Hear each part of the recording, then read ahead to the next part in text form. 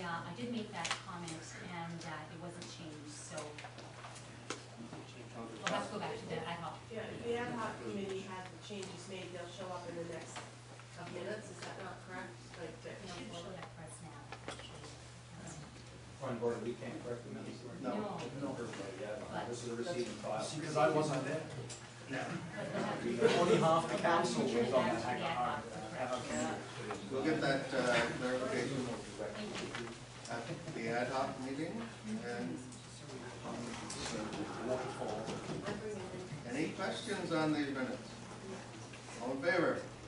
Carried. Thank you. 6.4, this is the October 11th ad hoc meeting. Any receiving file, Councilor Scott, second by Councilor Bonsteele.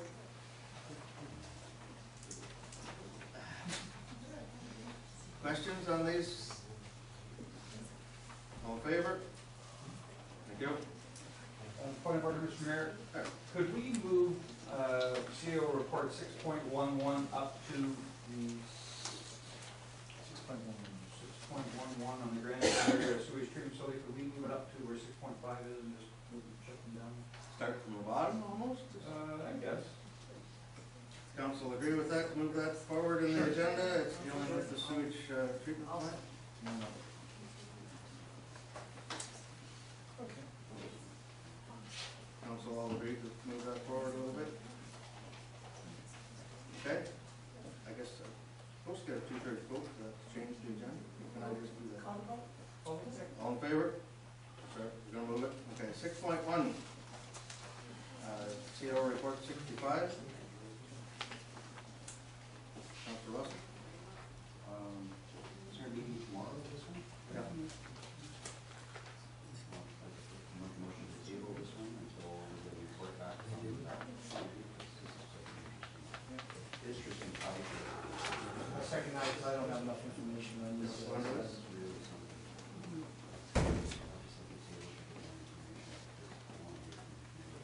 Table for more information. All in favor of that? Carried? Thank you. No. Yeah, we're going back to page 59. 6.5, the wayfinding signage strategy for council review and direction. Councilor Ullman. Well, I'm going to ask that we have staff move forward with, at least move forward with the RFP.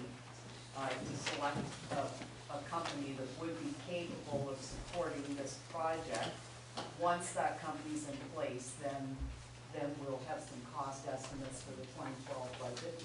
So, I mean, there isn't anything we can do now until the 2012 budget, if in terms of actual production.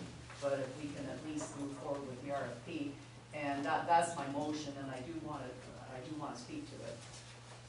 Okay. So can I speak to it after it gets seconded, or because I just get to talk once, should I keep talking? No, you're done. The mover of the motion. Reply to all of the discussion. So I'll just leave it. Yeah. Second by Councilor Scott.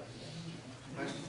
Yeah, Councilor Day? I do have a question. I think ultimately we will obviously have to send this to a design company of some sort, but I think it would be wise for us to endeavor to have a discussion about some of the major issues before we send it to the design company. Having worked in that context, I know that we can waste a lot of money with them coming to us with various options when we already could make decisions about a color, content. There's some decisions have to be made about what things that we actually put on signs, and also the logo that would sit on the top of it too. So I think we'll save ourselves money by having a discussion before we even send it out to request for tenders, actually. Councilor Underwood. Yeah, I have a question. Okay, look, we have an example here of the port sign, and on the top is an Anti-Shores logo. If we go for another sign system, they obviously already have something in place. We're not going to rip down all the signs of Port Franks, and then this is what we're saying. So we'll be reinventing the wheel once again. I mean, we have a template and a design that's being used. I mean, can we just not, instead of Port Franks, where it says there, we can put something like, I don't know, Forest or Grand Bend or Thetford. I mean, it's the same logo for it. And why reinvent the wheel?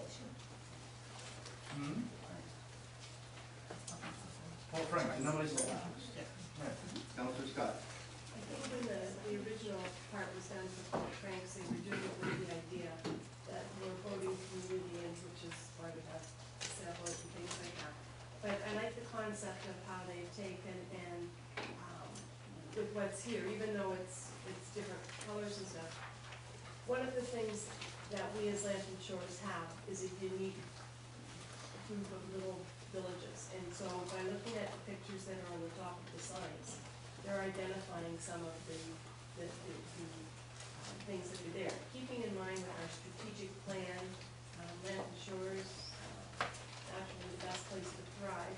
I think that part of the marketing that's been done, for example, in Grand Band Forest, is their uniqueness in their different ways. But I really like the concept that they've gotten with, like, the ideas. So I love our signs.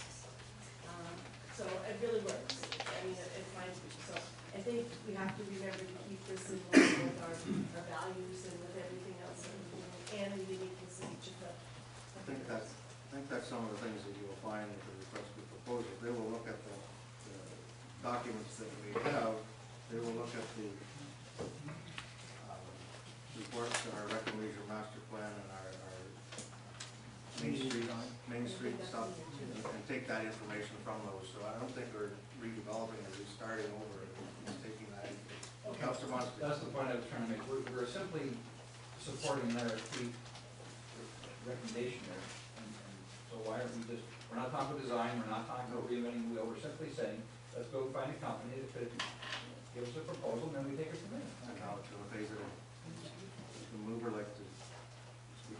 Well, yeah, yes, I would, because yes, that is simply what we're doing.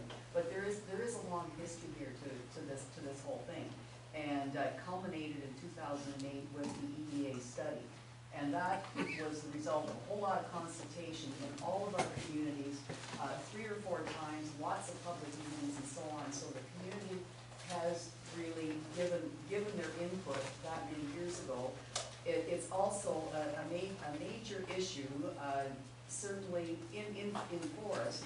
It's been a major issue for the BIA. It's been a major issue for a lot of the recreational groups. It's been a major issue for churches. The wayfinding signage has been something that's been on the agenda for quite some time. Yes, it is in the Rec and Leisure Master Plan. It's also in the beach study. So I mean, it's been reinforced how many times? But just a couple of additional items.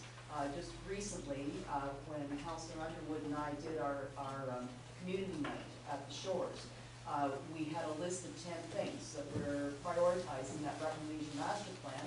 The number 1 item was wayfinding signage.